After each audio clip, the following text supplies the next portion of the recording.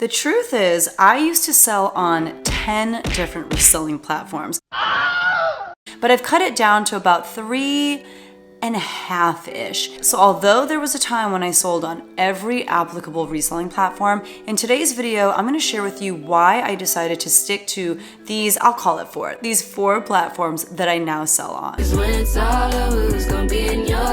Hi everyone, my name is Becky Park. I am a part-time reseller, which means I do have a full-time job. I'm a high school choir teacher, which leaves me with about 8 to 10 hours to devote to my reselling business each week. And on this channel, I like to share my part-time reselling journey with you. And that is part of the reason as to why I went from selling on literally every platform that I could to just listing to about 3 to 4 consistently. So in today's video, I'm mainly just going to talk about the pros of the 4 platforms that I sell on and just kind of give you my why in regards to why I sell on those platforms. These platforms also have cons, but I'm not really going to dive into those cons because that's not really what this video is about. So just to give you an idea, the platforms that I'm not going to talk about in this video that I do have experience selling on are platforms like Kitizen, Facebook Marketplace. I don't really list to my own website anymore, which is through Shopify. I don't sell on ThredUp. I don't sell on The RealReal anymore. These are platforms that I definitely used to list on. However, in this video, we are going to focus largely on my top 3 and also like a little bit of a 4th platform.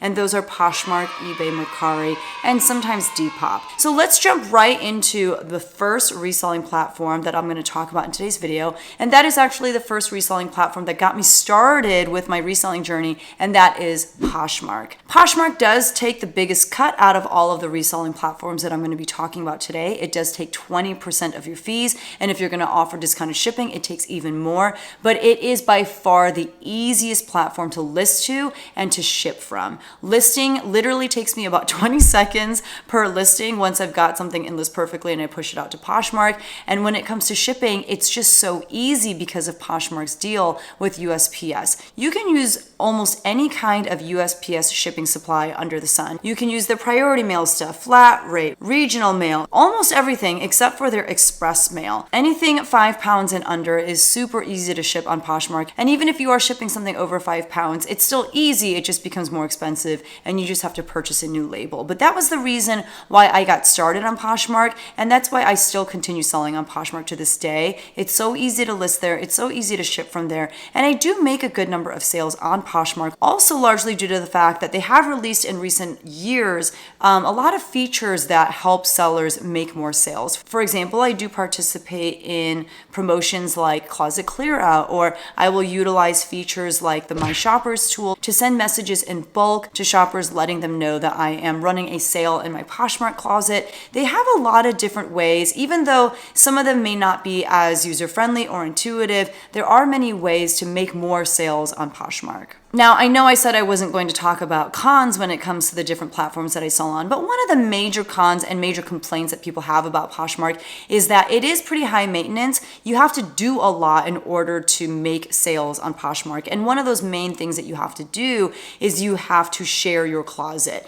And in fact, the more social you are, the more sharing you do, whether it's of your own items or whether it's of other people's items from their closet, whether it's following other people, there is some data and some evidence that the more social you are, the more sales you're going to make. Now, although that is definitely a con, there are a lot of third-party companies who understand Poshmark and its sellers enough to know that the social aspect of Poshmark is definitely a pain point. And therefore, there are a lot of different ways to kind of get around having to share your closet yourself. I personally use something called Posh VA. It does things like share my closet for me. It does things like send offers to likers for me. It'll even follow other people's closets and share other people's items for me to make it look like I'm being more social. It'll relist stale listings for me. It does a lot of things that Poshmark wants me to do. I just don't have to sit there and do it. So there are a lot of different products or, Chrome extensions or whatever you want to call them out there to help you do the tasks that Poshmark wants you to do that you may not want to necessarily take part in. Finally, I feel like the audience for Poshmark is pretty clear. Poshmark, I think, does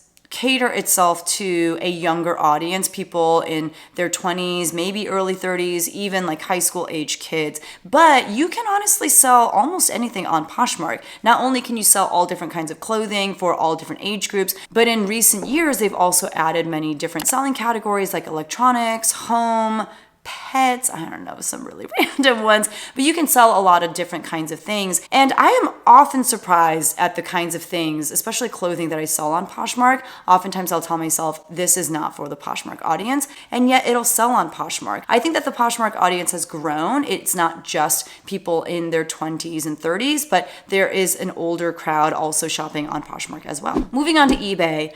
Man, I was so scared to sell on eBay. I just assumed that it was so hard. And to be honest, especially coming from Poshmark, it is. It's a lot harder to list on eBay. They are asking for so many specific details about every item. It is harder to ship on eBay just because you do need to know the exact weight of the item that you are selling. And when it comes time to sell, there's a lot of options in regards to how you can ship out an item. And there are definitely wrong ways to do it. That being said, just like with anything in life, the more you do something, the easier it gets. And while it took me, at least a few weeks to fully get into the swing of how to list on eBay, at this point, I can say I don't even really have to think about it. I just go on there and I just click through the buttons that I need to click through. When it comes to shipping, I've got it down to a science. It's just one of those things that although it's a little scary at first, I truly believe anyone can learn how to do it, and it becomes much easier with time. The biggest reason why it's worth getting on eBay is because the audience is so much bigger. Just to kind of put things in perspective, I actually did a little bit of research for this video. On Poshmark,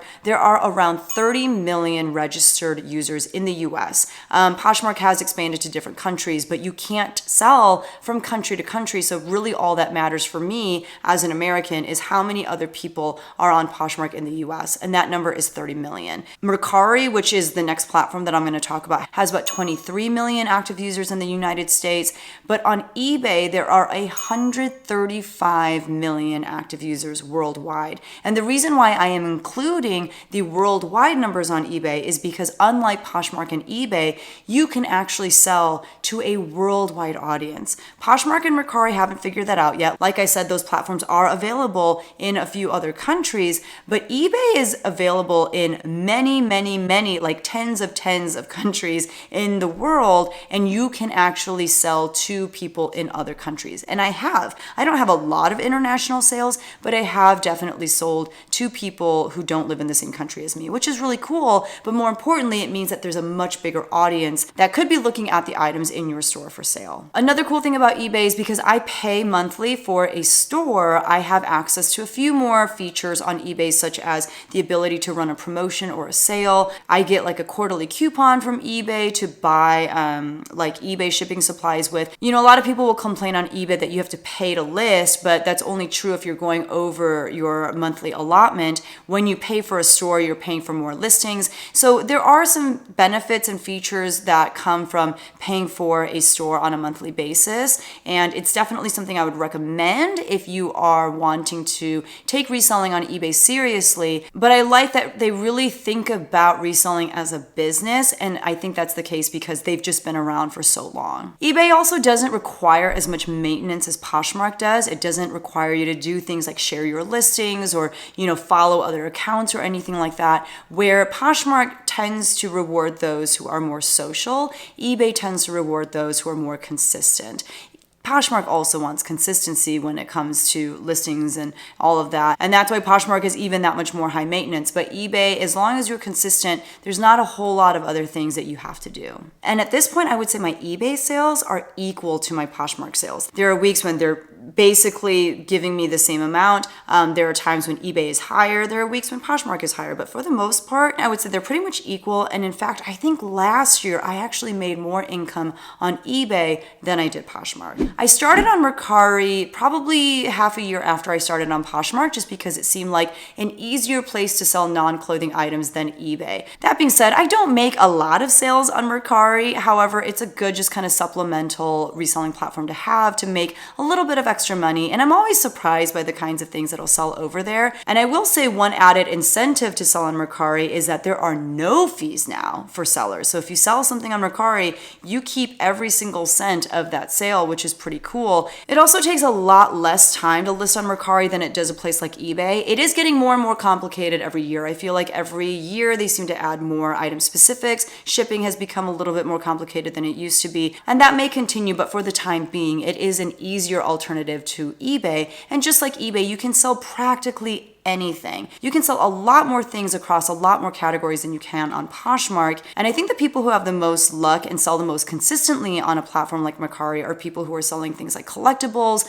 or just more hard goods in general. Finally, Mercari does show a lot more grace to the seller than a platform like eBay. On eBay, they are so quick to ding you and strike you and drop you from top rated status to whatever is below that and then what's below that. On Mercari, they're willing to show a lot more grace. If you don't ship in the time that you're supposed to, it's like they'll keep sending you reminders, but nothing super bad happens to you. If you lose an item and have to cancel the sale, again, nothing super bad happens to you the way that it does on eBay. You want to make sure you're not doing like illegal things or against Mercari's rules, because they are known for shutting down accounts without giving any sort of information to, the seller as to why. But in regards to the typical kinds of mistakes that especially newer sellers might make, Mercari shows a lot more grace and is a little bit more forgiving than eBay. The last platform that we'll talk about is Depop. This is the only platform that I curate for, which means I don't list everything on Depop. Everything that I have to sell, I do list on Poshmark, eBay, and Mercari for the most part, but Depop, I will only list the things that scream Depop to me. And that's why I'm willing to list over there. I don't have a lot of sales, but the majority of my Depop sales are pretty predictable. Now, the only reason I am even able to list across all of these different platforms in the short amount of time that I have